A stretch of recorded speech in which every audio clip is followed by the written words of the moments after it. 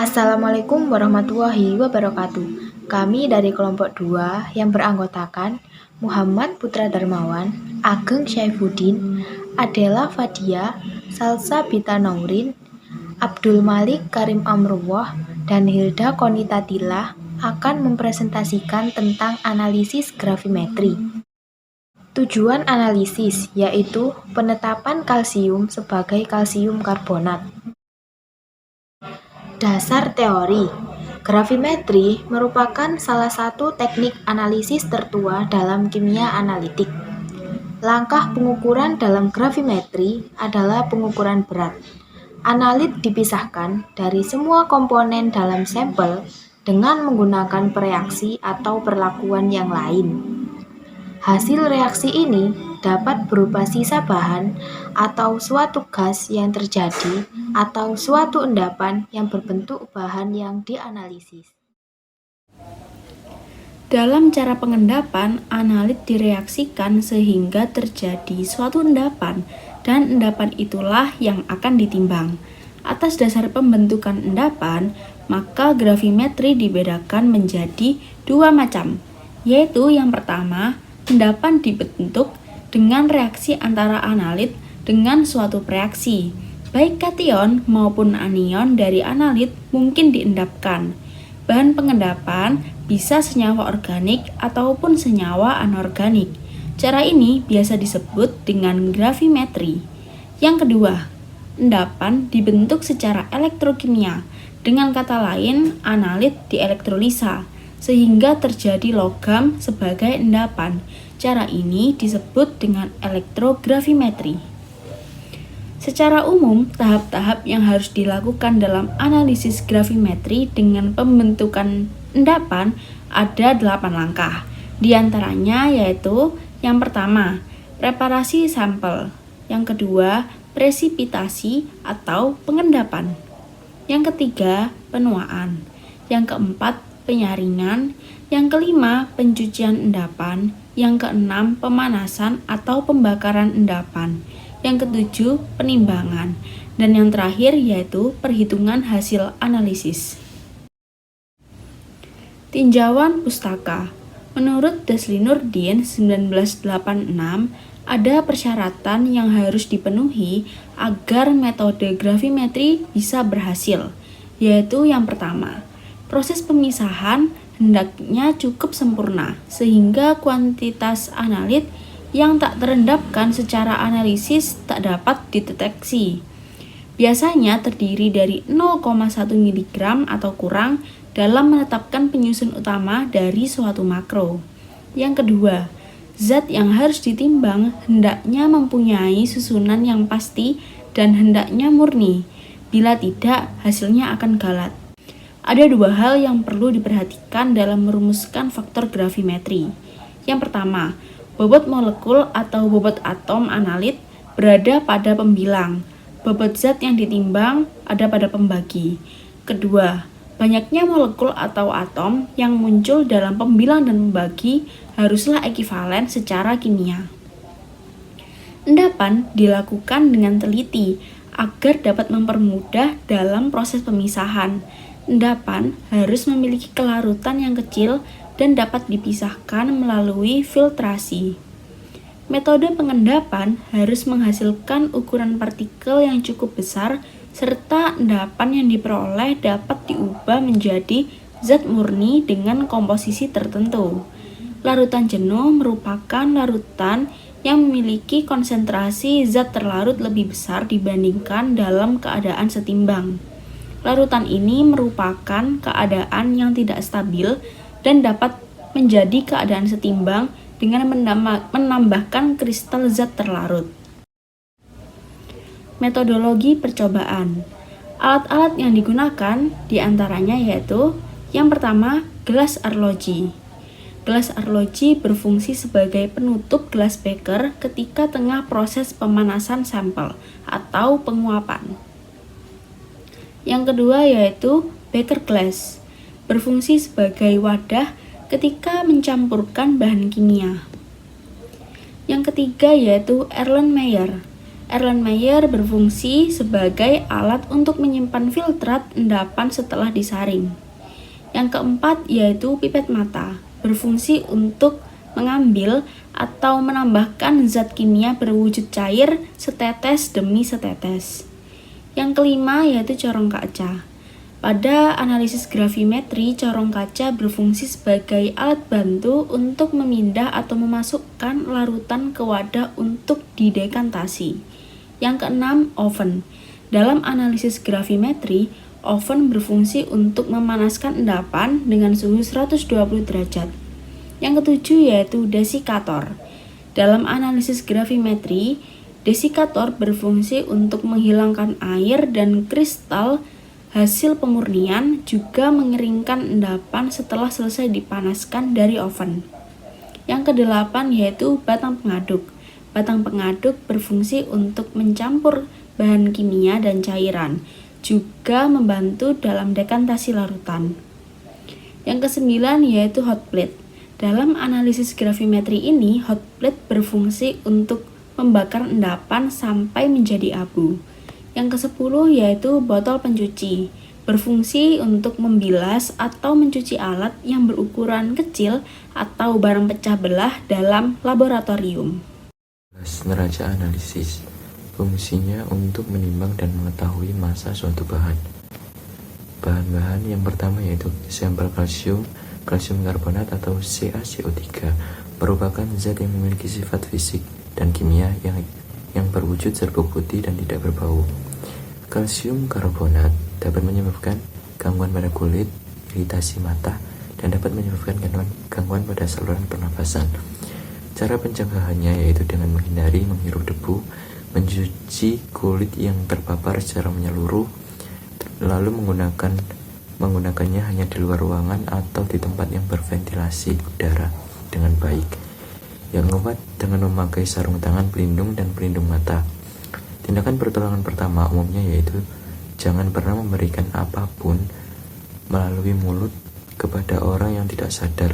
Apabila merasa tidak enak badan, maka disarankan untuk mendapatkan bantuan medis. Yang kedua ada indikator MM. Indikator MM atau metil merah adalah indikator warna yang berubah menjadi warna merah dalam larutan asam.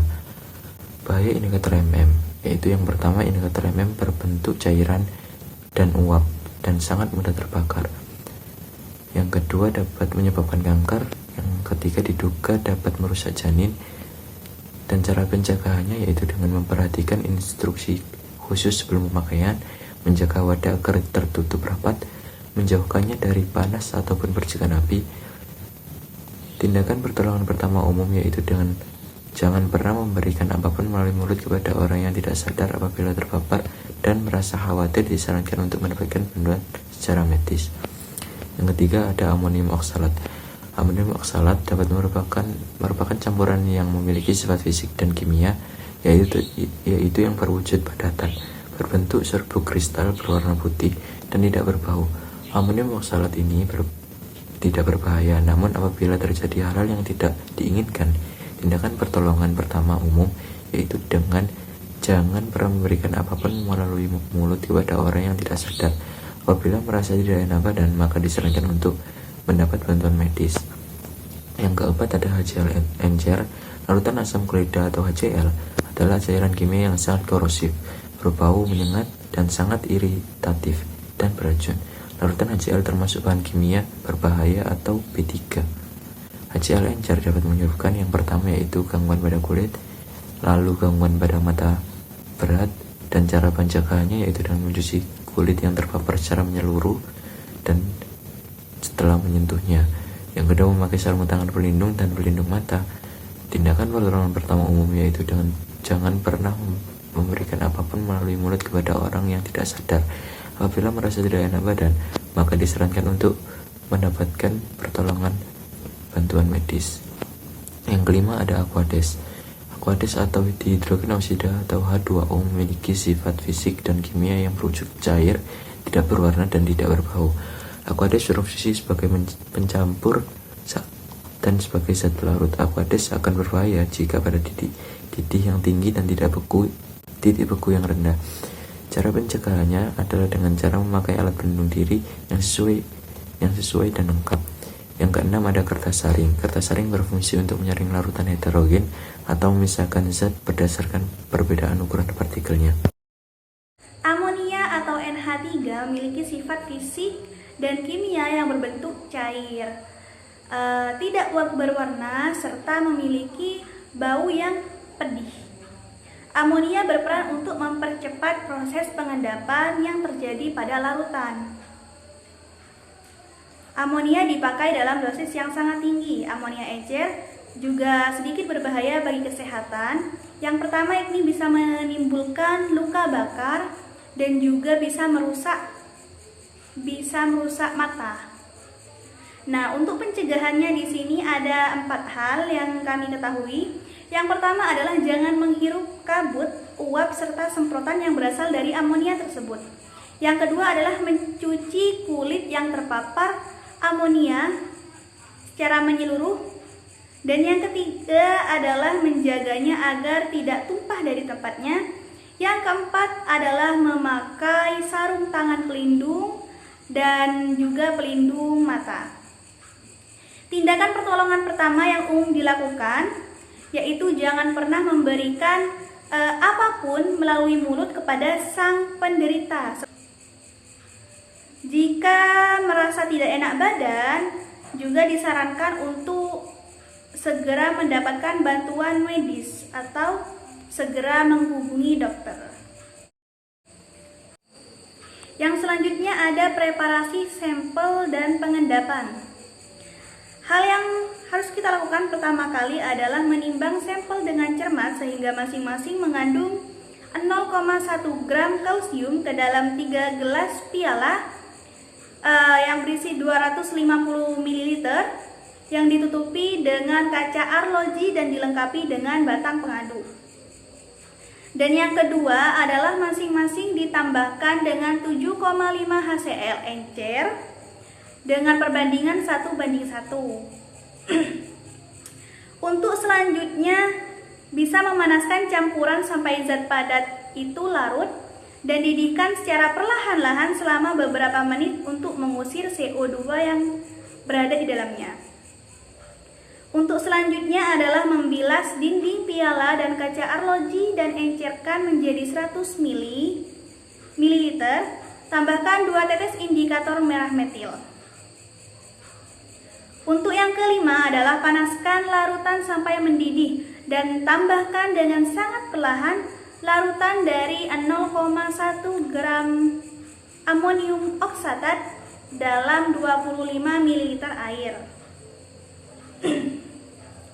Untuk yang keenam, tambahkan kepada larutan panas sepanas 80 derajat Celcius larutan amonia encer dengan perbandingan 1:1, setetes demi setetes sampai menjadi netral atau sedikit basah. Nah, di sini perubahan warna dari merah menjadi kuning. Untuk yang ketujuh, diamkan larutan tanpa dipanaskan paling kurang 1 jam. Yang kedelapan, setelah endapan mengendap, uji larutan terhadap pengendapan sempurna dengan beberapa tetes larutan amonium oksatat. Dan selanjutnya yang terakhir, prosedur selanjutnya tergantung apakah kalsium oksatat itu akan ditimbang sebagai karbonatnya atau oksidanya.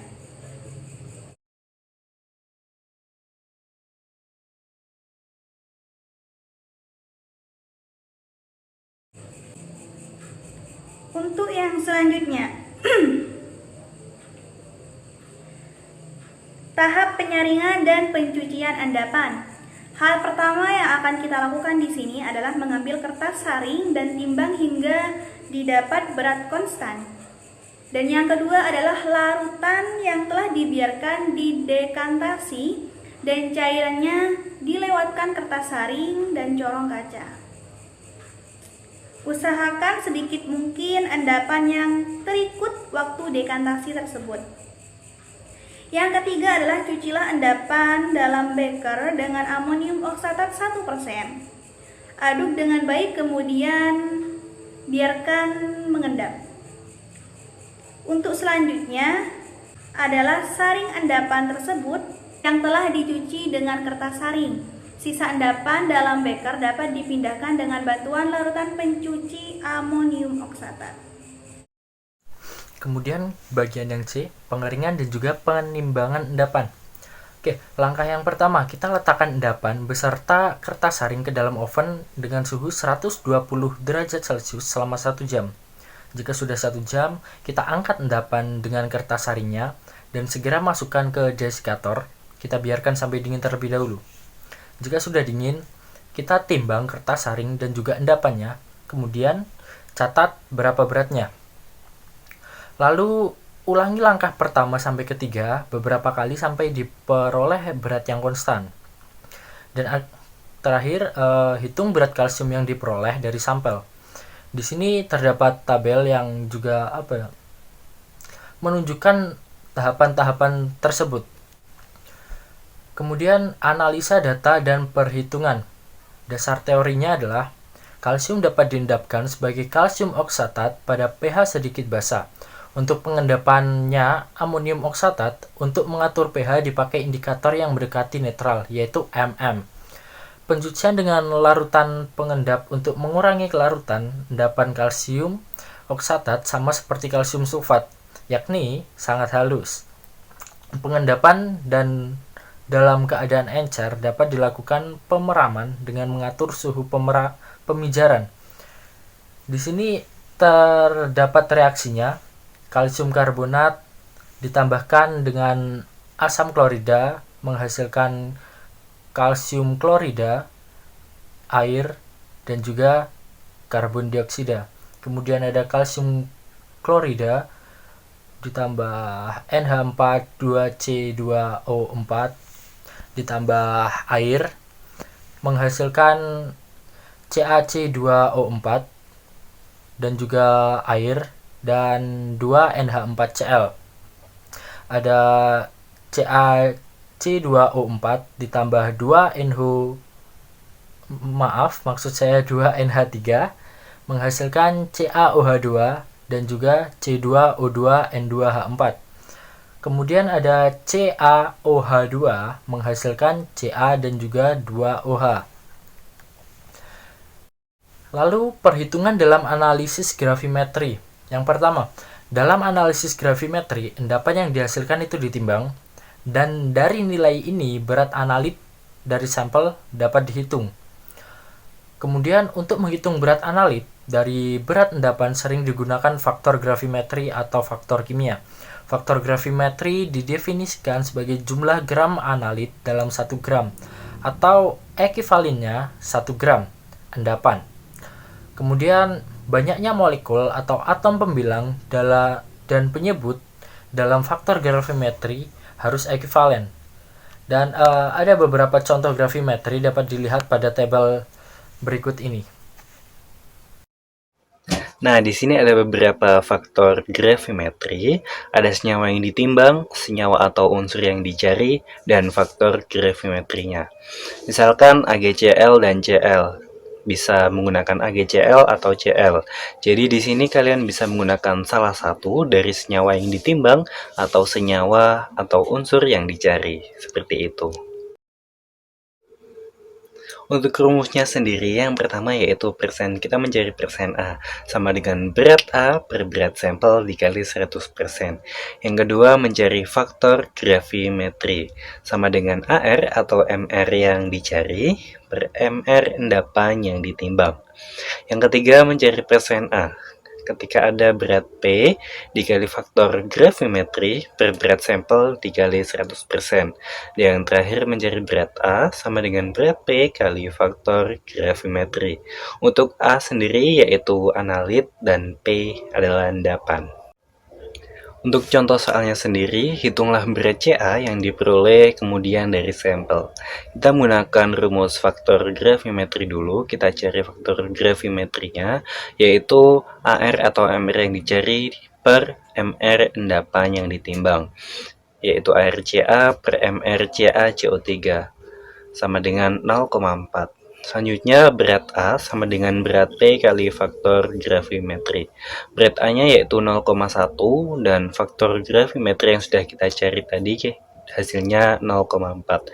Sehingga 0,1 dibagi 0,4 sama dengan 0,25 gram. Sehingga kesimpulannya, gravimetri merupakan salah satu teknik analisis tertua dalam kimia analitik. Langkah pengukuran dalam gravimetri adalah pengukuran berat. Atas dasar pembentukan endapan, maka gravimetri dibedakan menjadi dua macam, yaitu endapan dibentuk dengan reaksi antara dengan suatu reaksi dan endapan dibentuk secara elektrokimia. Perubahan analisis gravimetri menggunakan 11 alat dan 7 bahan. Prosedur atau diagram alir terbagi menjadi 3, yaitu preparasi sampel dan pengendapan, penyaringan dan pencucian endapan, serta pengeringan dan penimbangan endapan. Sekian yang bisa kami sampaikan. Apabila ada kekurangan dan kesalahan, mohon dimaafkan. Wassalamualaikum warahmatullahi wabarakatuh.